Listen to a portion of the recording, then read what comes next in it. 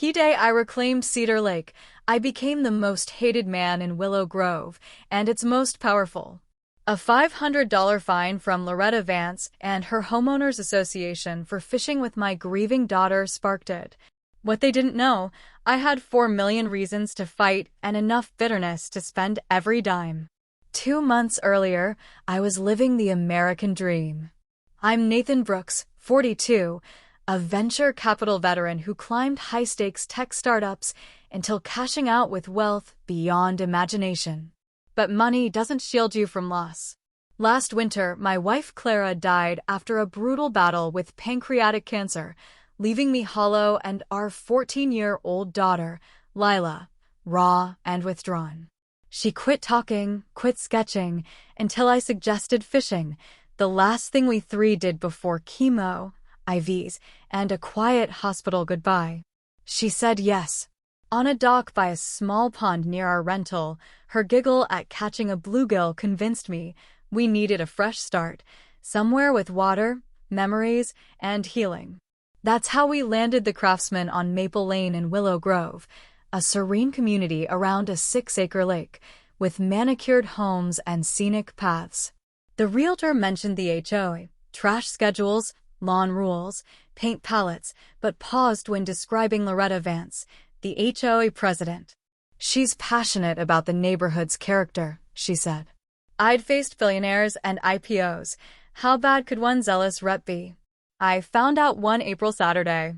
Lila and I were fishing an hour when a sharp voice cut through the birdsong. What exactly are you doing?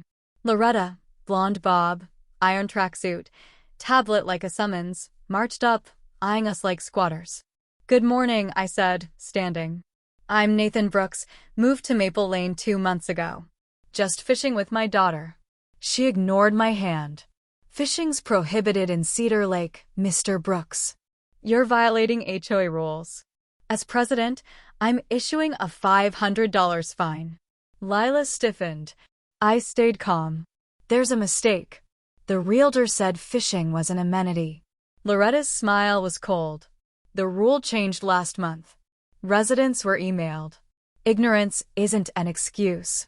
She showed a document, dated 4 weeks prior, amendment to recreational use of Cedar Lake. My jaw clenched. We didn't get that email.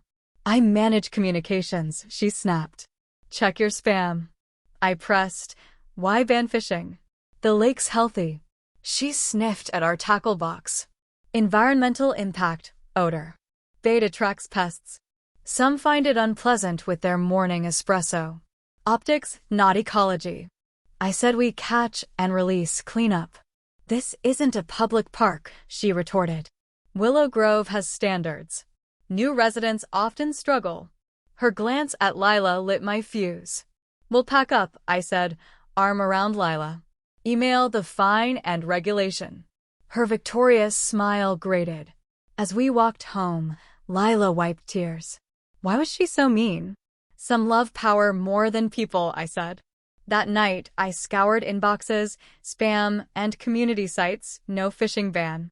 But I found Loretta's history, 8 years as HOA president, owner of Vance Properties, flipping luxury homes. Her social media showed lakefront parties, booze, music, catered trays on the same dock she found me. Fishing was disruptive, but her brunches weren't. Next morning, I met Harold Finch, a retired attorney walking his beagle.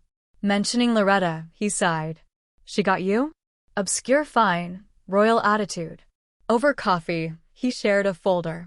Cedar Lake isn't HOA-owned. It's Clearview Ventures, the original developer. The HOA's recreational lease expires in 2 months. I leaned in. Then what? Clearview can sell, renew, or do nothing. But Loretta's negotiating to buy it through a shell company. Why? Condos, Harold said. Exclusive lake homes. The fishing ban limits access, reduces liability, preps acquisition. Harold introduced Clifford Tate, a retired banker tracking Loretta's real estate ties. Clifford's spreadsheet showed a 3-to-1 violation ratio against minority homeowners, new residents pushed out, homes flipped by Loretta. Her pattern: fine, isolate, acquire, flip. I met James Carver, a real estate insider with Clearview ties. He confirmed Loretta's $300,000 lake bid. Clearview, hit by pandemic losses, would take more cash, no delays. I offered $3.5 million cash, closing in 7 days, no contingencies, via Maplewood Holdings LLC to stay anonymous. Clearview agreed. While Loretta strutted, touting lake revitalization and new fees, I gathered documents. Her tactics escalated: fines for mailbox paint, weeds, Lila's bike. Her informants watched us. My coalition grew: Clifford, Harold, Elena Rivera, Sophia Lang, harassed for lights, chairs, chimes. We met secretly, shared records, compared violations. We were survivors, not rebels. Then, Loretta hosted an original homeowners' lake party: music, wine, smug laughter. She didn't know I owned Cedar Lake. Mid-afternoon, I arrived with Harold, Clifford, my attorney, and Officer Karen Holt, briefed on the situation. As Loretta toasted her lake, I took the microphone. "Good afternoon," I smiled. "Lovely event. Unfortunately, it's on private property." Gasps. Loretta froze. "This is a community event. You weren't invited." I held up the deed. "I own this lake and its 10-foot perimeter. As of 3 days ago, the HOA lease is void. This is trespassing." Karen stepped forward. 15 minutes to vacate. Loretta's jaw dropped. "You can't." "I just did." The party collapsed. Guests grabbed wine glasses, drifted off. Some shook my hand. "About time," one muttered. Next day, I posted signs: "Private property, no trespassing." I announced Clara's Lake, named for my wife, would be a conservation site for education and wellness. Fishing was allowed for families not on the HOA board. Petty? Maybe. Effective? Absolutely.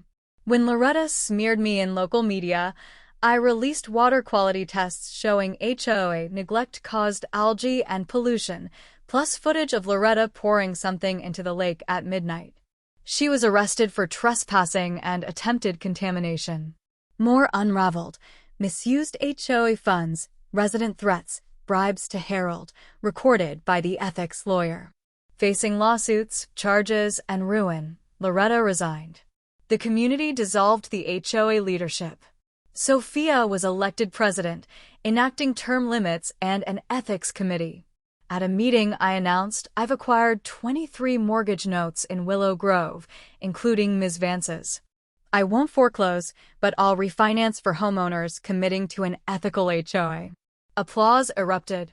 3 months later, Lila and I hosted a fishing day at Clara's Lake. Nearly every family came, kids laughed, parents bonded, no fines, no fear. "Mom would be proud," Lila whispered, leaning into me as the sun set. "She'd be proud of us both," I said, eyes stinging. A year later, Willow Grove became an HOA reform case study, inspiring other neighborhoods. Loretta faded into obscurity. Clara's Lake stood as a symbol not of vengeance, but of quiet justice. Fighting power isn't always louder. It's smarter, slower, legal, patient, unstoppable.